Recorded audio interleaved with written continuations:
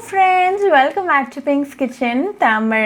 இன்னைக்கு நம்ம கோதுமை ரவை அடை எப்படி செய்யறதுன்னு தான் பார்க்க போறோம். இது ரொம்ப delicious and instant ஆன ஒரு breakfast recipe. கோதுமை ரவை உடம்புக்கு ரொம்ப நல்லது. அதே மாதிரி அது weight loss-க்கு ரொம்ப ஹெல்ப்ஃபுல்லா இருக்கும். சோ இந்த ரெசிபியை பார்க்கறதுக்கு முன்னாடி இதுக்கு தேவையான பொருட்கள் என்னென்னன்னு பார்த்துட்டு வந்துடலாம். ஒரு மிக்ஸர் ஜார்ல 1/2 டீஸ்பூன் அளவுக்கு ஜீரகம், 5 சின்ன வெங்காயம், 8 காஞ்ச மிளகாய், அப்புறமா 1 கப் அளவுக்கு கோதுமை ரவை சேர்த்துக்கோங்க. இது எல்லாத்தையும் நல்லா அரைச்சு எடுத்துட்டு வந்துடலாம்.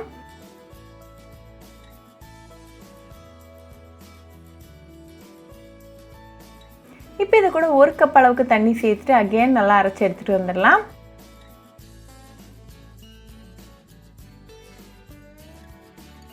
இப்போ இந்த அரைச்ச மிக்சரை ஒரு மிக்சிங் பவுலுக்கு மாற்றிக்கோங்க. இது கூட ஒரு 1/2 கப் அளவுக்கு அரிசி மாவு, 1/2 டீஸ்பூன் உப்பு, அப்புறமா 1/4 டீஸ்பூன் இஞ்சி பொடி சேர்த்துக்கோங்க. இப்போ இது கூட 1 கப் தண்ணி சேர்த்துட்டு இதை நல்லா மிக்ஸ் பண்ணிடுங்க. கட்டி எதுவுமே இல்லாத மாதிரி நல்லா கலந்து விட்டுருங்க.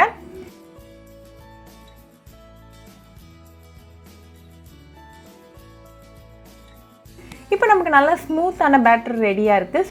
இதை ஒரு மூடி போட்டு க்ளோஸ் பண்ணிவிட்டு 1 மணி நேரம் அப்படியே விட்டுறலாம். 1 மணி நேரம் ஆயாச்சு. ஸோ ஓப்பன் பண்ணி பார்த்துடலாம். இப்போ நம்மளோட பேட்டர் புளிச்சு நல்லா ரெடியாக இருக்குது.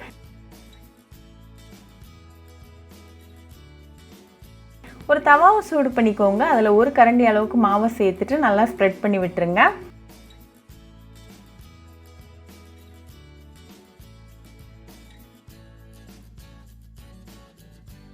கொஞ்சமாக எண்ணெயும் மேலே சேர்த்துக்கோங்க. இது ஒரு 2 மினிட்ஸ் நல்லா மீடியம் ஃப்ளேமில் குக் ஆகட்டும்.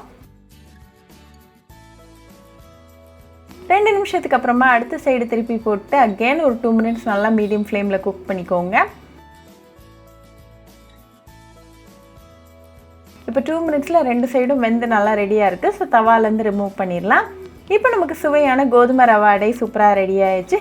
இதை உடனே சர்வ் பண்ணி உங்கள் ஃபேமிலி அண்ட் ஃப்ரெண்ட்ஸ் கூட என்ஜாய் பண்ணுங்கள். ரொம்பவே ஈஸி, டெலிஷியஸ் அண்ட் சிம்பிளான ரெசிபி. ஸோ கண்டிப்பாக அந்த கோதுமை ரவை அடை ரெசிபி உங்கள் வீட்டில் ட்ரை பண்ணி பாருங்கள். ட்ரை பண்ணிவிட்டு எப்படி இருந்துச்சுன்னு எனக்கு கமெண்ட்ஸில் சொல்லுங்கள். இன்னொரு சூப்பரான ரெசிபியோட உங்களை பார்க்குற வரைக்கும் பாய் ஃப்ரெண்ட்ஸ். உங்களுக்கு இந்த வீடியோ பிடிச்சிருந்தா லைக் பண்ணுங்கள், ஷேர் பண்ணுங்கள், கமெண்ட் பண்ணுங்கள் அண்ட் மறக்காமல் சப்ஸ்கிரைபும் பண்ணிடுங்க. கூடவே பக்கத்தில் இருக்க பெல் ஐக்கானையும் கிளிக் பண்ணிக்கோங்க. அப்போ தான் நான் போடுற வீடியோஸ் எல்லாம் உங்கள் நோட்டிஃபிகேஷனில் வரும்.